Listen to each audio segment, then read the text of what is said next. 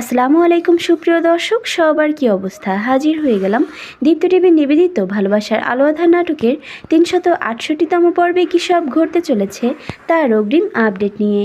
এই পর্বটি কেউ মিস করবেন না, কারণ এই পর্বে আপনারা দেখতে পারবেন ডিবি তারানাকে দেখা যাবে সে এবার ভাবতে থাকবে রাইসা শারমিন ম্যাডামকে যে ড্রাগস দিয়েছিল তাতে তো স্মৃতিশক্তি নষ্ট হওয়ার কথা না।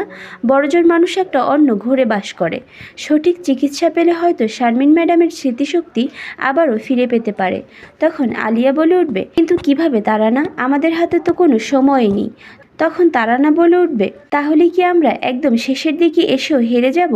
মাহিন সাহেব কোনো অন্যায় না করেও জেল খাটবে, আর ওই রাইসার মতো একজন ক্রিমিনাল ছাড়া পেয়ে ঘুরে বেড়াবে?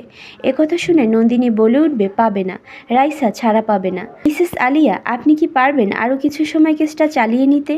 এই বলে সে ডিবি তারানাকে নিয়ে শেষ চেষ্টা হিসেবে মাহিন সাহেবের কাছে যাবে তাকে আদালতে নিয়ে আসার জন্য, এই আশায় যে ছেলের মুখ দেখে হয়তো মায়ের স্মৃতিশক্তি আবারও ফিরে আসতে পারে। আর অন্যদিকে আপনারা দেখতে পারবেন অ্যাডভোকেট আলিয়াকে দেখা যাবে শুনানির সময় সে বিভিন্ন প্রসঙ্গে কেসটা চালিয়ে নিতে গিয়ে আর যখন পেরে উঠবে না তখন মহামান্য জজ সাহেব এই কেসের নিষ্পত্তি রায় দিতে যাবে, আর ঠিক তখনই সেখানে নন্দিনী চলে আসবে এবং এসেই মহামান্য আদালতের কাছে আদালতের নিয়মের বাইরে গিয়ে কাজ করার জন্য ক্ষমা চাইবে।